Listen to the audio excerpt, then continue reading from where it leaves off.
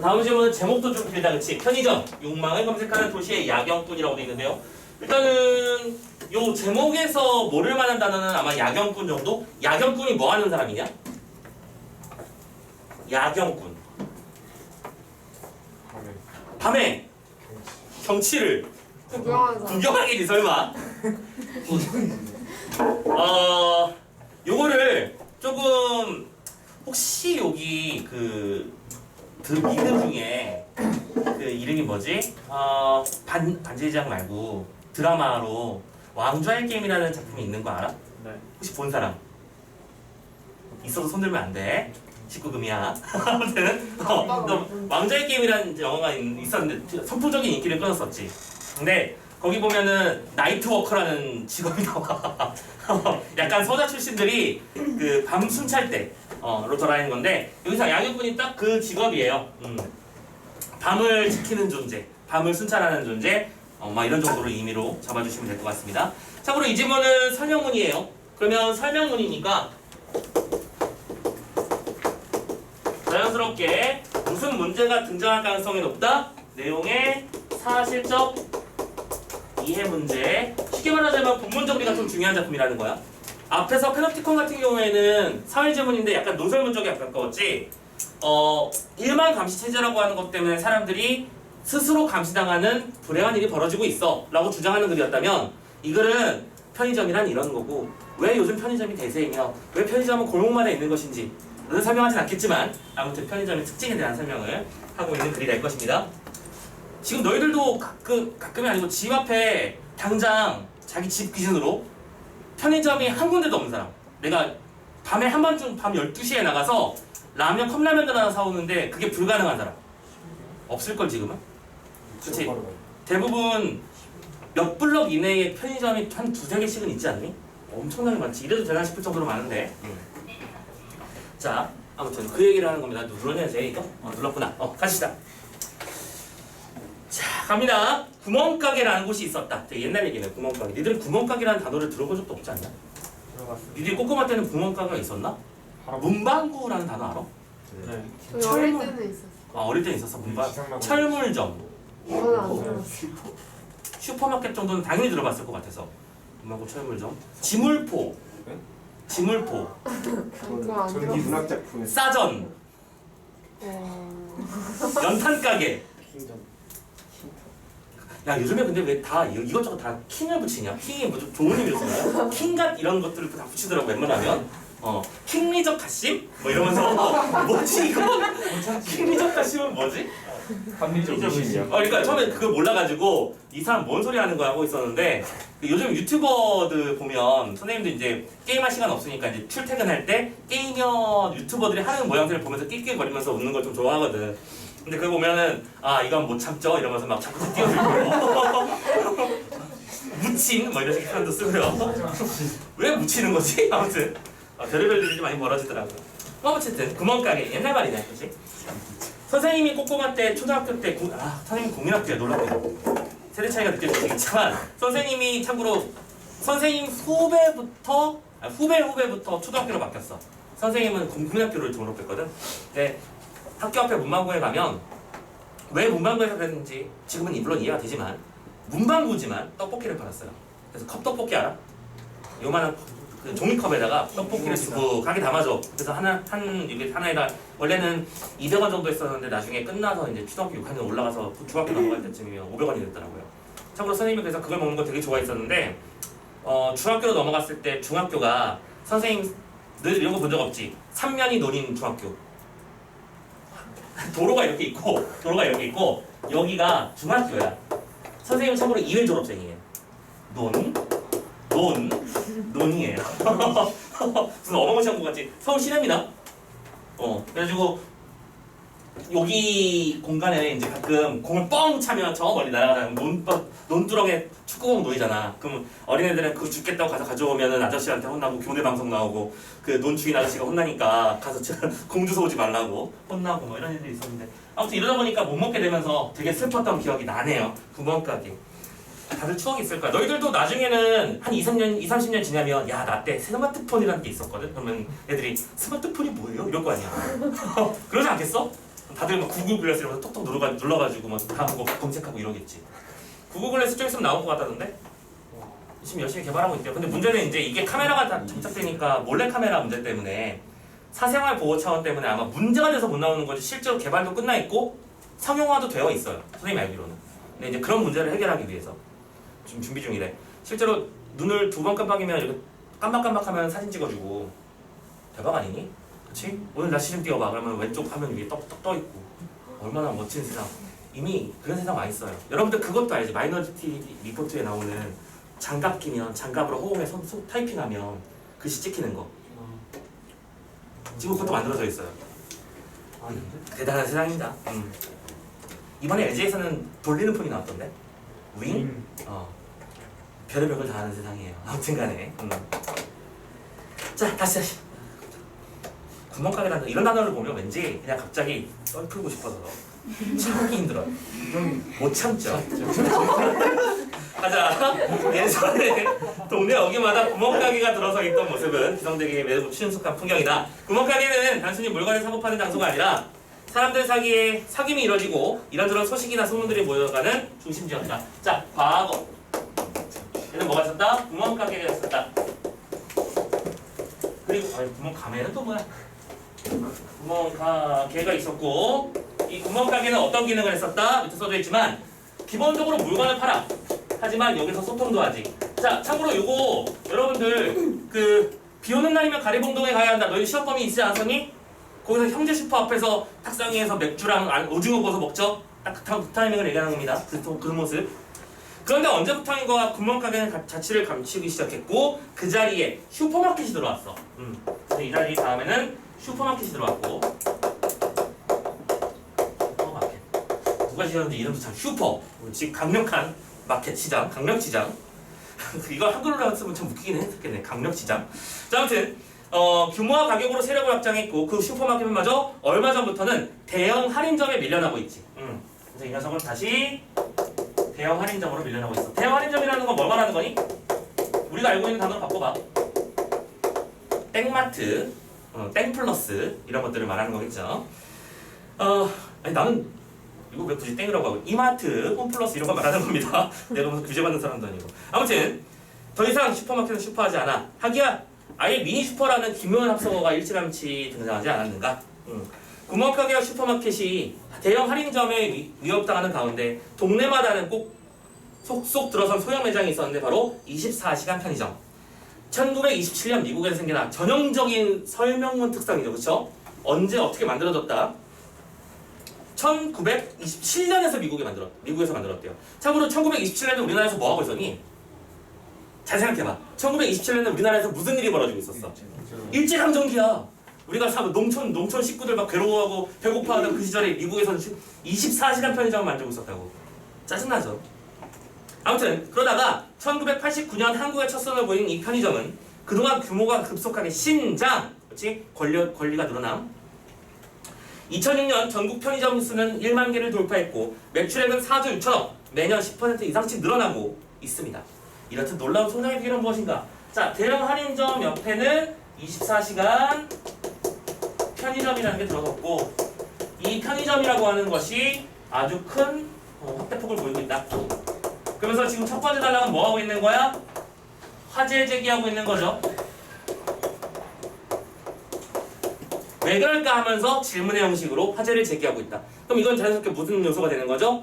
서술상 특징 요소가 되는 거야. 이 작품의 서술상 특징으로 올바른 것은 1번 관련된 역사적 흐름을 보여주며 화제를 제시하고 있다. 이렇게요. 계속 가봅시다. 그 경쟁력은 우선 24시간이라는 영업시간 때문이다. 지금 뭐 하는 거냐? 지금 얘들아 나하고 다에 이어지는 그 사이에 어떤 단어를 써주시냐면 자문자답 써주세요. 화제 제기라는 키워드 잡아주시고요. 당연히 이 두 가지가 자연스럽게 예상되는 문제의 출제 요소입니다. 자문자답이 무슨 뜻이에요? 혼자 물어보더니 혼자 답해버리는 걸 말하죠. 도대체 왜 성장할 수 있었을까? 성장의 이유. 자, 편의점 성장 이유. 그 1번으로 원래요 24시간이라는 운영 시간을 들었습니다. 매출이 가장 높은 시간대가 밤 8시부터 자정까지라는 통계에서 알 수도 있듯 이건 뭐예요? 근거. 오케이, 주장의 근거. 통계에서 알 수 있듯이 편의점의 성장은 도시인들의 생활 양식 변화와 밀접하게 맞물려 있죠. 24시간이기 때문에 도시인의 생활 양식 변화와 맞물려 있다. 그렇지. 당장 선생님만 해도 집에 퇴근해서 집에 들어가면 11시 반에서 12시 사이가 되거든. 그러면 그때부터 이제 밥 먹고 뭐 하고 찍고 교재 만들고 이런 일을 한단 말이야. 게임도 하고. 요즘에는 토탈화라는 게임에 빠져가지고 자제하느라 혼나고 있어요. 아무튼간에 완전 재밌어. 왜 삼국지는 끝없이 재밌을까? 선생님이 참고로 중딩 때 삼국지 3라는 게임이 있었거든. 그런 게임이 있었어. 옛날에는 여러분들 키패드 있죠? 오른손 쪽에 위치되는 그 키패드만으로 게임이 돼. 그래서 제갈량만 얻으면 모든 것이 해결되는 게임이 있었어요. 제갈량이 된다면 되는 거야. 제갈량이 안 된다면 안 되는 거야. 그런 식의 게임이 있었는데 중학교 때는 그것 때문에 좀 말아먹었지, 학교를. 그리고 고등학교 때는 삼국지 4, 5를 했었고 최근에는 삼국지 그게 14까지 나왔나? 거의 인생작이죠. 아무튼 자, 그래서 니들은 게임 근데 요즘에는 PC 게임 잘 안 하지, 니들 세대는. PC 게임을 하는 사람들이 많이 있나? 뭐 배그 이런 거 말고. 그러니까 뭐 하나의 클라이언트가 구성돼서 온라인으로 하는 거 말고 뭐 흔히 말하는 스팀 게임이라고 불리는 그런 것들 있잖아. 하나의 그런 단독 게임. 요즘엔 잘 안 하죠. 아마 그런 것 같아요. 대부분 온라인으로 되는 것들을 하지. 아무튼간에 선생님 배그는 못 따라가겠어요. 토 나와요. 옛날에는 그런 것도 제법 좋아하고 잘했었는데 나이가 드니까 손이 느려. 그러니까 요즘엔 무슨 게임이 좋냐면 하나 눌러놓고 가만히 바라보는 게임 있잖아. 내 판단은 과연 옳은 것인가? 두근두근 뭐 이런 거 있잖아. 이런 것들이 좋아요. 참 재밌어요. 아무튼 그러니까 이제 문명에 푹 빠지는 거야. 한 턴만 더 해서 핵을 쏘고 싶다. 시작할 때는 구석기부터 시작하는데 핵을 쏘면 끝나잖아. 그래서 선생님 한번 얘기했었지. 선생님이 그 문명 4를 하다가 28시간 게임 하겠다고. 얘기를 안 했냐? 이 반응은 뭐지? 그래요? 그 한 턴만 더 게임 문명 뭔지 알죠? 선생님이 대학생 때 28시간 게임 해봤어요. 이게 되게 피곤해서 시계를 봤는데 4시간밖에 안 지난 거야. 근데 알고 보니까 다음날 4시간. 진짜로 그때는 푹 빠져서 했어요. 정말로 푹 빠져서 했어요. 배고픈 줄도 모르고. 미친놈 같지? 내가 봐도 미쳤어요. 그러니까 그때 이거 진짜 위험한 거구나. 그렇게 생각을 했었죠. 아무튼 그때 대단했었는데 체력도 좋았는데 지금은 밤새는 것도 불가능하고요. 아무튼 사람들은 이렇게 생활 양식이 변화했습니다. 도시인들은 귀가 시간이 늦어지고 있고요. 밤늦게까지 TV 보고요. 최근에는 인터넷 때문에 잠자는 시간 줄어들어 있고요. 너희들은 더 특히 심하죠. 특히 유튜브 때문에. 이런 생활의 변화는 편의점의 신장과 관련됩니다. 편의점에서 가장 많이 팔리는 품목은 우유와 삼각김밥이라고 하는 통계에서 알 수 있듯 우리는 심야에 충출할 때 음식이나 간단히 먹을 음식이나 일상에서 소소하게 필요한 것들을 편의점에서 조달할 수 있죠. 자, 말 그대로요. 도시인의 생활 양식의 변화를 24시간이 받아주고 있었다. 두 번째, 편의점은 주로 인구가 밀집한 지역에 있어. 매장의 넓이가 보통 25평 정도밖에 되지 않지만 그 안에 진열된 물건은 무려 1200에서 2000여 종까지. 오케이? 물건뿐만이 아니라 공공용 수납도 되고 택배도 되고 택배 완전 사랑하죠? 휴대전화 충전도 되고요. 패스도 되고요. 꽃배달 주문도 되고요. 별의별게 다 넘어갈게. 지금 이거 뭐 한 거야? 이것만 체크해놔. 지금 여기는 뭐 한 거야? 사례 열거했지. 사례라는 단어와 사례라는 말은 다른 말로 뭐가 되는 거죠? 시간입니다. 그쵸? 그리고 열거라는 단어 정도만 잡아주시면 돼. 그쵸? 그렇게 해서 여러 가지 서비스를 제공하죠. 또한 그 안에서 컵라면을 먹을 수 있도록 탁자와 끓이는 물까지 마련되어 있고 이건 한국 편의점만의 특징이래요. 요즘에는 삼겹살도 구워주던데? 그런 것들 그냥 꿈 이런 데 나오던데요. 참고로 저기 어디니? 강원도 지방의 편의점은 회를 팔아요. 그래서 서울 도심의 편의점은 어묵을 팔죠. 본 적 있잖아. 호빵도 팔고요. 그렇지? 트렌드를 다 맞춘다는 얘기야. 이렇듯 편의점은 집 근처에서 그때그때 필요한 재화나 서비스를 당장 충족할 수 있는 매장으로 백화점이나 대형 할인점에 영향력이 미치지 못하는 틈새 시장을 잘 개척해온 거야. 자, 이건 두 번째 이유라고 볼 수 있겠네. 두 번째 이유는 이걸 틈새 시장이라고 말하면 좀 그렇고 다양한 재화라는 건 물건이라는 뜻이죠. 재화와 서비스. 우리는 한밤중에 팬티가 떨어져도 사올 수 있어요. 그죠? 우리는 한밤중에 손톱이 깎고 싶어도 가서 사올 수 있고요. 우리는 한밤중에 양초가 키고 싶어도 사올 수 있습니다. 다 가능한 거 아니야? 한밤중에 아이스크림 먹고 싶다고? 사오면 되잖아. 오케이? 모든 것이 가능하다. 성장 이유 두 번째로 등장하고 있습니다. 그래서 다음 달라. 큰 창고가 없는 편의점인데 그렇게 많은 물건을 갖출 수 있는 이유는 뭐지? 판매와 재고를 실시간으로 파악할 수 있는 판매 정보 통합 관리 시스템. 그렇지? 그리고 여러분 삑삑하는 포스기계. 그리고 그 자료에 근거해서 하루에 한두 번씩 순회하면서 가맹점마다 볼펜 몇 자루요? 라면 몇 개요? 하는 식으로 완전히 맞춤형으로 공급해주는 배송 시스템이 존재하기 때문이야. 오케이? 그러니까 참고로 요거는 요거의 이유야. 성장 이유라고 아니라고 볼 수는 없겠지만 요 녀석의 이유를 선생님이 그냥 동그라미로 쓸게 1번, 2번이죠. 재고 품목을 관리해주는 서비스가 있기 때문이고 계속해서 소규모라도 리필을 해줄 수 있기 때문이야. 그래서 말하자면 전국 가맹점을 관리하는 본사가 상품을 일괄 구매해서 유통하는 규모의 경제. 그리고 각 동네에 깊숙하게 파고들어 생활에 필요한 물품을 섬세하고 신속하게 제공해주는 유연화 전략이 맞물린 시스템이지. 그렇지? 규모의 경제와 유연화. 오케이. 참고로 지금 아마존이라는 회사가 있는 건 알죠? 미국에서 지금 가장 성장세가 가장 가파른 회사 중에 하나. 아마존이 왜 인기가 있고 왜 싸게 팔아?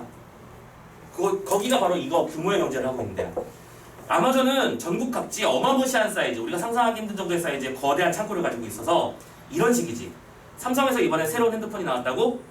저희 100만 대 주세요. 뭐 이렇게 주문해버리는 거야. 삼성 콜! 이러면서 막 신나게 만들겠죠? 그러면 그거 100만 대를 다 찍어가지고 그냥 창고에 일단 보내놓고 시작하는 거야. 그럼 아마존에서는 사람들이 물건을 살 때 원래 제조사에서 사가지고 배송 단계를 거치고 하면 원래 비싸지는 게 정상인데 얘들은 이미 대량으로 샀기 때문에 싸게 샀지. 오케이? 그리고 배송도 자기들이 다 스스로 바로 보내버릴 수 있지. 시작이 가능하지. 그러니까 싸질 수밖에 없고 경쟁에서 다른 업체가 밀리니까 아마존을 이기기가 힘든 거죠. 그래서 아마존 생태계라는 말도 나와 있고요. 참고로 우리나라에서 그걸 닮아가려고 하는 대표적인 기업이 쿠팡이에요. 쿠팡도 지금 전국 각지에 뭐 하고 있어요? 배송센터 만들고 있습니다.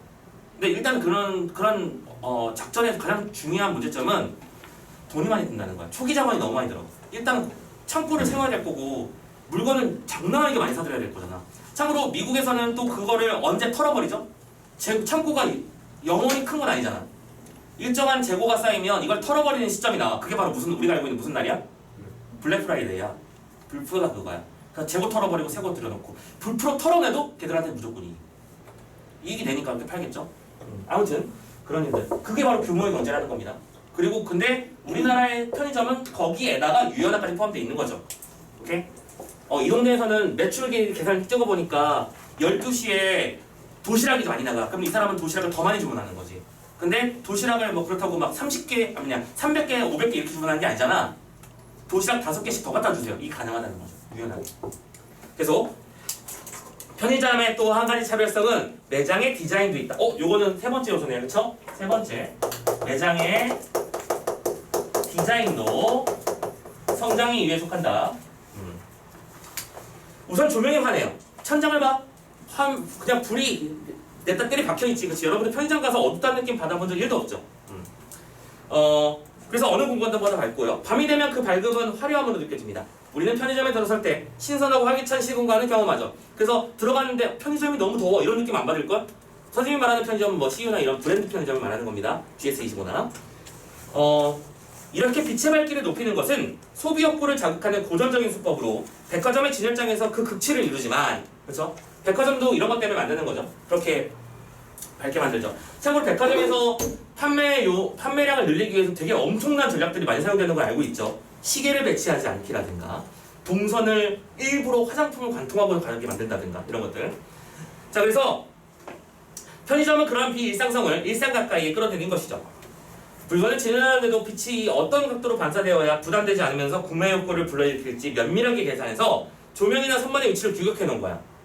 햇빛에 반사돼서 제품명이 잘 안 보이는 일은 잘 없을 거야. 그래서 보면은 그렇듯 밝은 시내의 분위기는 진열된 상품을 빛나게 할 뿐만이 아니라 드나드는 이를 안심시키는 효과도 있죠.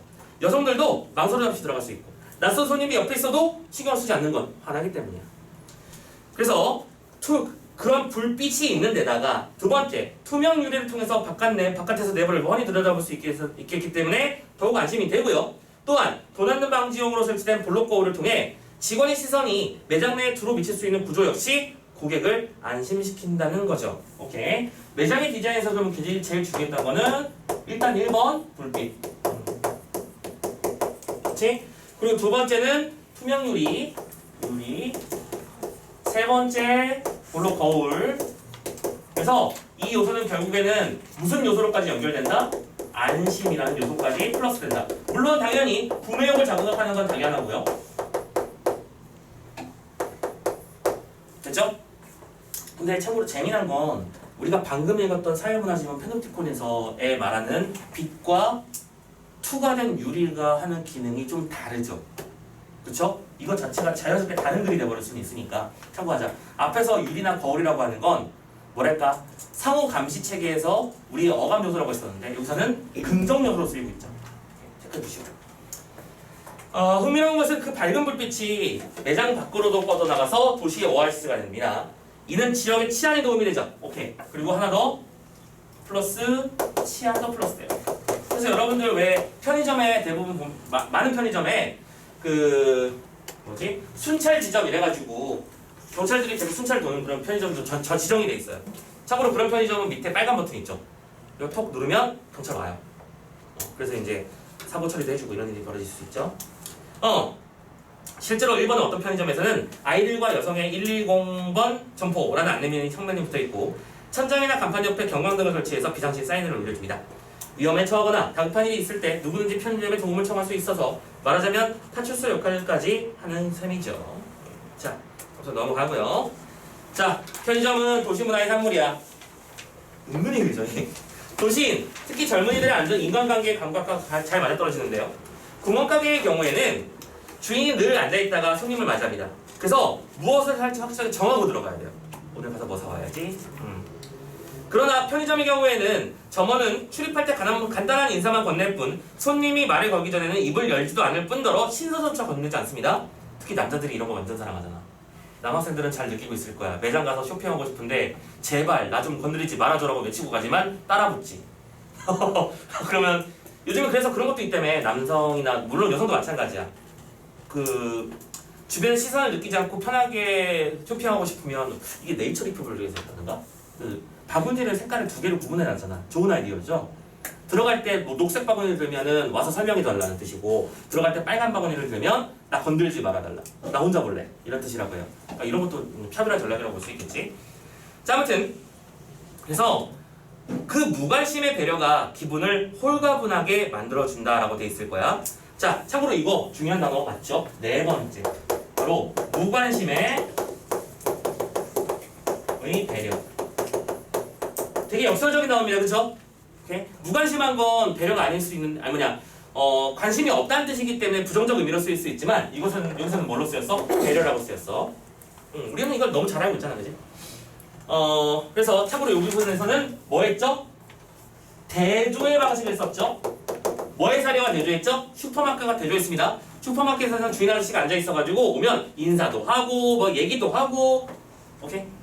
들어갈 때 저 라면 2개 사갈게요 하면서 뭐 이런 식으로 했단 말이야. 선생님도 옛날에는 저기 초콜릿 2개 주세요. 아빠가 담배 사오래요. 술 담배 2개 주세요. 이렇게 했단 말이야. 근데 요즘에는 그런 게 아니죠.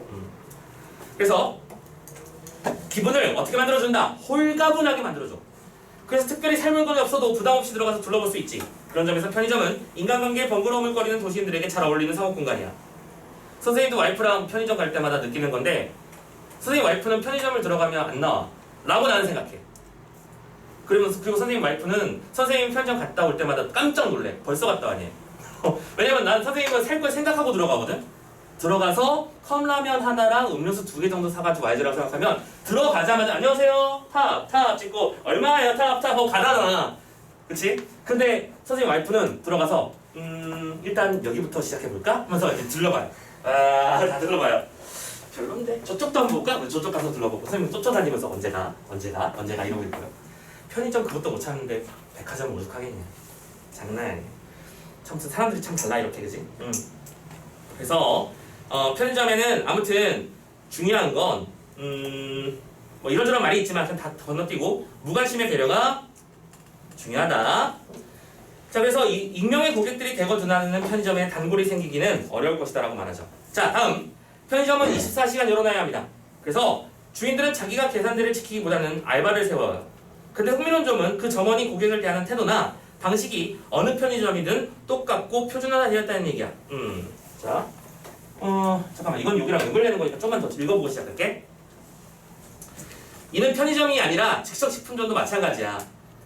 사회학자 조지 리처는, 자, 밑에 어떤 글자, 두 글자 쓰고 싶지 않냐? 보자마자 쓰고 싶어지지 않았어? 선생님이 지금 여기다 막 채워 넣고 있죠? 이게 무슨 문이니까? 설명문이니까 사실적 이해와 관련해서 요런 거 문제가 나올 가능성이 매우 높단 말이지. 그래서 지금 계속해서 체크하고 있는 겁니다. 잘 챙겨주시고. 아무튼 조지 리처라는 사람이 즉석식품점을 각본에 의한 고객과의 상호작용, 예측 가능한 종업원의 행동의 개념으로 분석하고 있습니다. 그 쓰이는 햄버거 가게에서 종업원들이 고객을 대하는 규칙이 매우 세밀하게 짜여져 있고 그 편안한 의뢰와 각본 덕분에 손님들이 즉석식품점에 매료된다고 보고 있죠. 종업원이 누구든 그 외모, 말씨, 감정을 예측할 수 있습니다. 그래서 편하게 음식을 주문할 수 있죠. 깔끔한 인간관계. 우리가 스타벅스에 가면 이 사람이 어떻게 응대할 걸 알죠. 오케이? 편의점 가면 어떻게 응대할 걸 알고요. 그런 것들이 우리에게 뭘 준다? 편안함을 준다는 얘기야. 뭐야? 예측 가능한 거 편하거든. 이렇게 할 거라는 걸 알기 때문에. 종업원이 누구든 간에 아무튼 예측이 가능하고 편안한 음식을 주문할 수 있고 깔끔한 인간관계가 되고, 그래서 그 특징을 편의점도 거의 그대로 지니고 있어. 그래서 밑에 써져 있네. 편의점 즉석식품점의 접대 방식을 예로 들어. 그럼 이건 또 안 쓸게요. 예시니까. 그냥 체크는 해줘야겠지, 그치? 예시 체크해 주시고요. 그래서 무관심의 배려와, 그리고 참고로 여기서는 이것까지 같이 해줄까요? 플러스 표준화된 응대, 그리고 이것이 뭘 만들어준다? 우리에게 예측 가능함, 그리고 예측 가능함은 뭘 준다? 편안함을 준다. 그렇죠? 자, 거의 끝이 보이고 있습니다. 조금만 더 가자. 그렇지, 끝이지. 가보자.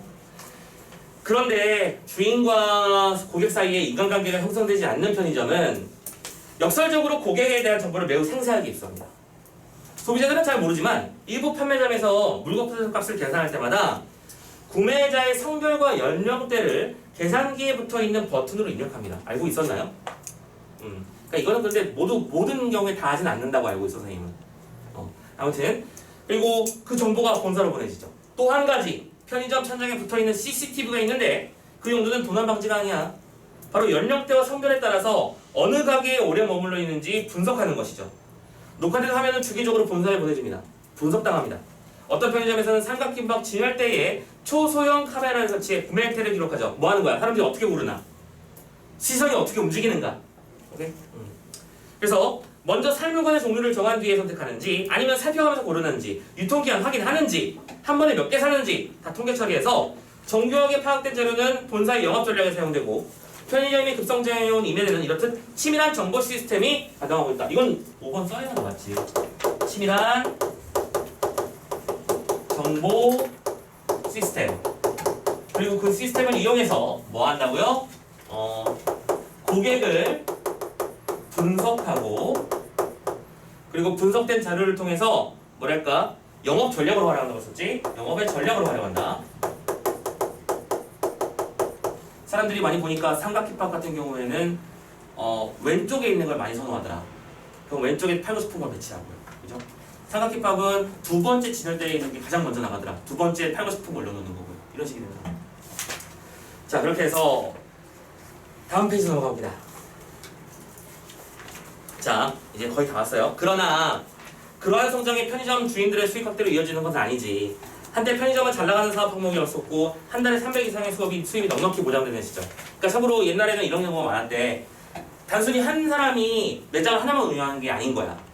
사람이 자기 점포를 여러 개 가지는 거죠. 그래서 요 매장에서 300개 뽑히고 요 매장에서 300개 뽑히면 자연스럽게 나는 600을 버는 거 아님? 3개 가지고 4개 가지고. 그리고 운영은 알바생 시켜서 하는 거고요. 나는 관리만 해주는 거야, 돌아다니면서. 그치? 충분히 가능해. 자, 그랬는데 최근에 들어와서는 사정이 달라. 조기퇴직자, 부업으로 편의점으로 변형하는 사람이 늘으면서 가맹 희망자들이 줄을 이었고 본사들은 예상 매출 계획을 풀려가면서 개업을 적극적으로 권장했지. 그 결과 거리에 많은 편의점들이 들어서 재산 깎기를 하고 있는 실정입니다. 바로 요거는 뭐예요? 다른 항목으로 넘어간 거죠. 편의점의 수익이 감소하는 이유.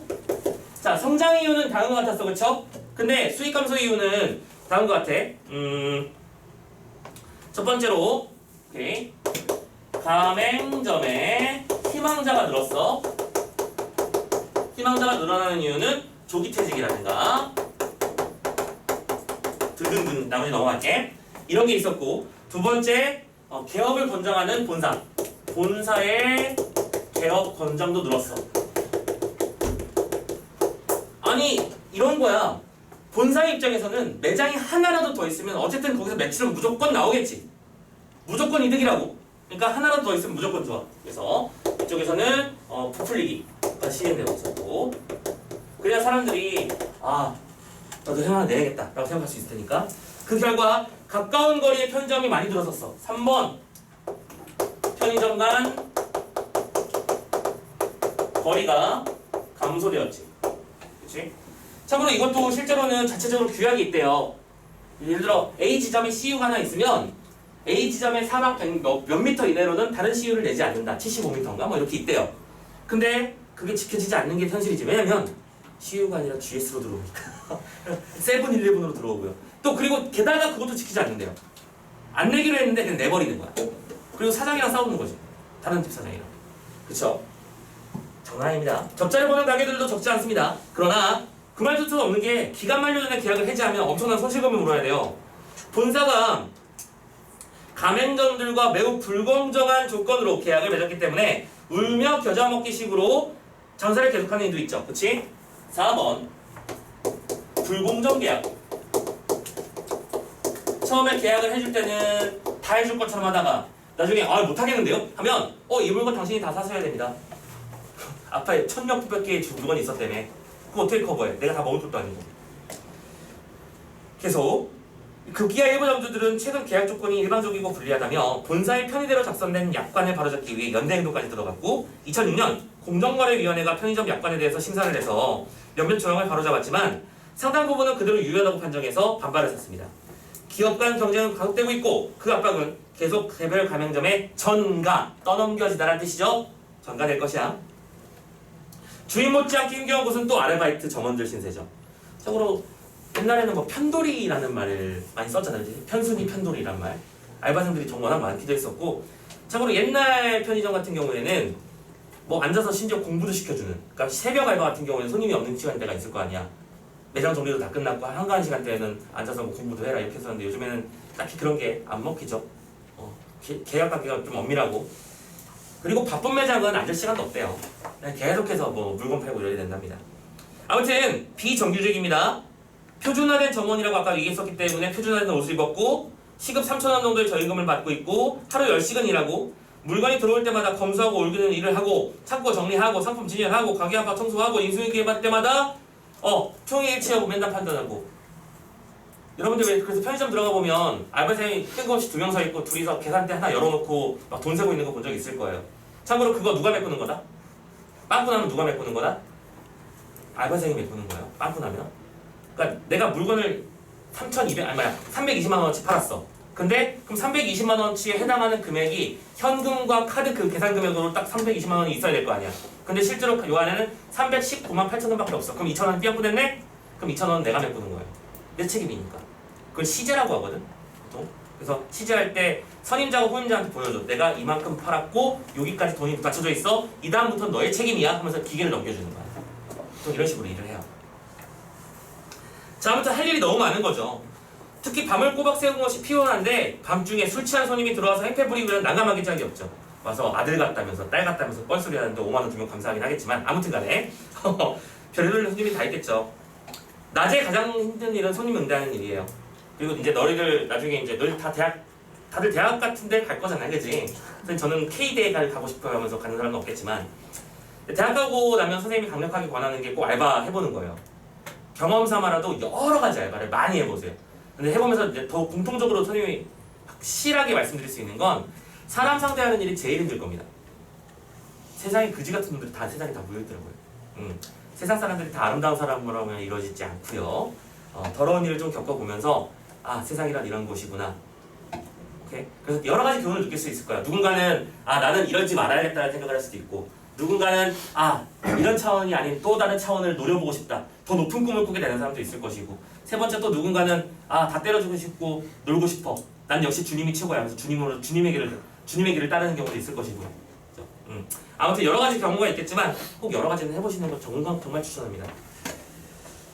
선생님도 제일 힘들었던 알바의 케이스가 그 텔레마케팅이었어. 진짜 힘들었어요. 그거 선생님이 유일하게 2주를 못 넘기고 그만둔 일이에요.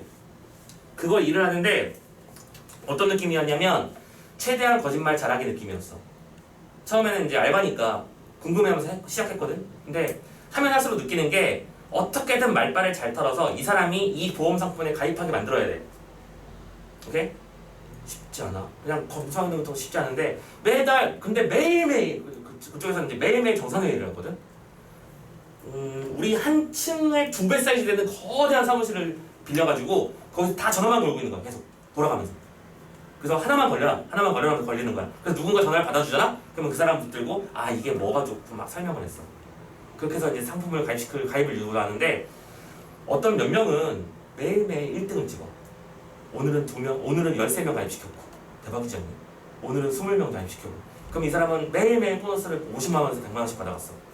매일매일요. 우린 그 사람 보면서 선망의 눈빛을 보내는데 가만히 생각해보니까 이건 좀 아닌 것 같아. 선생님 참고로 알바를 한번 시작했다 하면 연 단위로 가거든. 보통 이거 1년, 저거 2년, 요거 1년 막 이런 식으로 많이 했었는데 유일하게 2주하고 때려친 일. 텔레마케팅. 사람 상대하는 일이야. 욕도 많이 먹어요. 개새끼 전화하지 마! 언제부터? 아무튼 간에 전화하는 사람도 사람입니다. 근데 그건 당하지 마시고 PC 같은 거 당하지 마시고 아버지 뜻이 만들면 안 돼요. 자 아무튼 그래서 손님 상대하는 게 제일 힘들어. 없는 물건 내놔라. 돈 모자라는데 봐달라. 자 너는 왜 이렇게 비싸냐? 항의하는 손님, 커피 타달라는 손님. 아 미치는 거죠. 자 그래서 어쨌든 아르바이트하는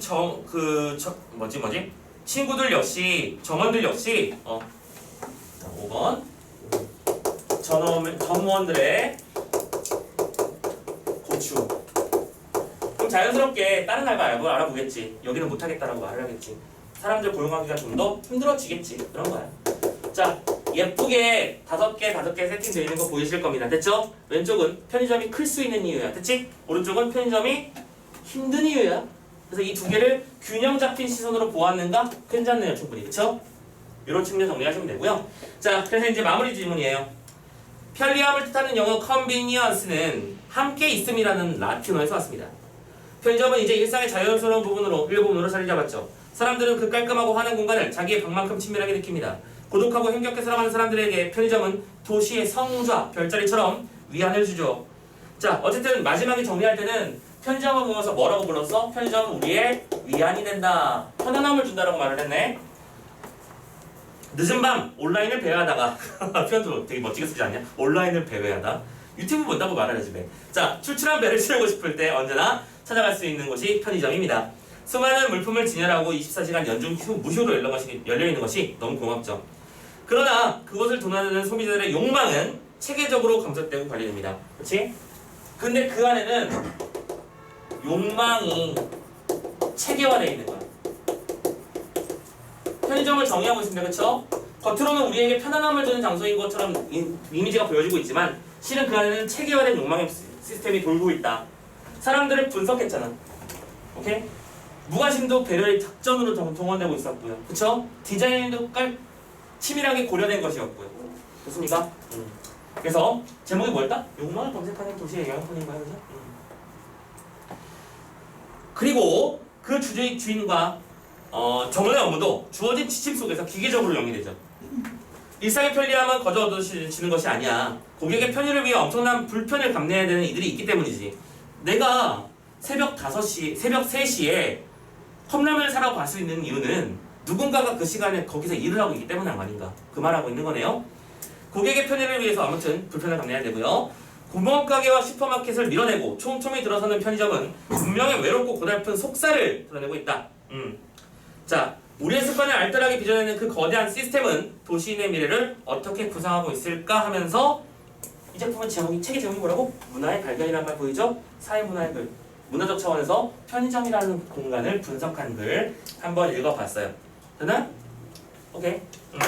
자, 질문은 여기까지 해서 마무리됐습니다. 자, 독서의 마지막 질문이었고요. 내용 요소는 여기까지 분석한 대로니 이제 바로 학습 활동으로 넘어가서 마무리하고 끝내봅시다. 자, 첫 번째, 1번 문제가 왜 있는지만 이해하면 되더라. 1번 문제는 무슨 문제냐면 이 글이 뭐니까? 설명문이니까 이해 똑바로 했니를 묻는 거야. 참고로 너희들은 이 문제를 뭐로 만나게 될 거야? 시험 문제로 만나게 될 텐데 시험 문제에서는 위글에 대한 이해로 올바르지 않은 것은 형태로 나타날 거라는 거지. 됐지? 그 요소를 선생님이 정리를 해놓은 것 뿐이야. 자, 일단은 소비시설은 어떻게 변천했다? 구멍가게, 슈퍼마켓, 대형 할인점, 그리고 편의점까지 넘어갔습니다. 자, 두 번째로 넘어갈게. 이러한 편의점의 급속 성장의 이유를 본문을 참고해서 정리해보라고 돼 있어. 시간은 몇 시간? 24시간. 위치는 도심 지역의 접근성. 선생님 이건 안 썼네. 이것도 표시해 놓자고 그러면. 자, 편의점의 위치는 접근성이 높은 도심지. 세 번째, 관리 방식은 판매 정보 통합 관리 시스템. 그리고 배송 시스템. 마지막 디자인은 환하고 밝은 조명. 이런 얘기를 했었고, 선생님은 이걸 5가지로 쭉 정리를 했죠. 오케이. 여기에 보면 관리 방식 안에서 세부적으로는 이런 것도 집어넣을 수 있지. 표준화된 응대까지 집어넣을 수 있죠. 좀 더 디테일하게 잡아보자고. 자, 2번. 그리고 현대의 도시 문화를 비판적으로 이해해봅시다 라고 되어 있습니다. 자, 편의점에 나타난 현대인의 소통 방식은 뭐예요? 무관심에 배려라는 단어 굉장히 중요했었죠. 그렇죠? 무관심을 오히려 배려라고 생각하는 거야. 편안함을 추구하는 거야. 소통보다는 개인의 편안함을. 그리고 두 번째, 효율적인 소통이라고 돼 있지. 진정한 감정을 주고받는 과정은 괴롭거든요. 쉽지가 않습니다. 그렇죠? 여러분들 단 한 사람과의 관계를 상징하는 사랑감만 봐도 그게 얼마나 힘든데, 그렇지? 그러니까 그런 것들을 하기 싫은 거야. 표준화는 내가 보면서 보여주는 거죠. 그래서 이거 보고 여기서는 효율적인 소통이라고 불렀습니다. 자, 그래서 두 번째, 편의점은 현대인에게 많은 편리함을 주지만 편의점이 모든 사람들에게 행복을 주는 것은 아니지. 그 내용은 뭐냐면 편의점의 주인의 입장에서는 그 다음에 무슨 말이 나오겠니? 부풀려진 기업권장 의사에 의해서 개업을 했지만 편의점 간의 거리가 줄어들면서 괴로워지고 있고 불공정한 계약까지 이루어지고 있었다. 됐지? 두 번째, 편의점 직원의 입장에서는 비정규직이고 장시간 노동이며 감정 노동이다. 그런 말 쓰면 되는 거 아닌가? 다 모두 나왔던 질문들이야. 그래서 마지막 세 번째는 그냥 그렇다 하고 넘어가면 돼. 앞으로 이런 일이 됐으면 좋겠다라는 거는 잘하시면 되겠고요. 자, 그리고 마지막 3번에 또 역시 통합활동이 있어요. 근데 이거 일관되게 지금 대부분 안 하고 있었기 때문에 선생님도 굳이 건드리진 않겠습니다. 근데 학교에서 이건 하셨어요! 라고 하면 그런 것들은 꼭 선생님께 보고해 주시고요. 알려주시고요. 고생하셨어요. 여기까지 해서 독서 지문을 마무리 지었어. 그렇지? 적다면 적고 많다면 많은 편이야. 그렇지? 여러분들이 하실 일은 이제 독서는 일단 챕터를 끝냈으니까 다음 주 오실 때까지 어디를 끝내나? 지금 독서 우리 배운 데까지의 모든 문항들을 다 풀어놓으시는 상태로 준비를 해서 오시면 됩니다. 됐죠? 고생하셨고요. 자, 기념으로 조금 길게 쉬고, 잠깐만, 조금 길게 쉬면 좀 있으면 밥 먹어야 되잖아. 40분에 나타날게요. 40분까지 쉬시고 그 다음에 나머지 숙특으로 넘어가 보도록 합시다. 숙특 선생님 복사해놨어.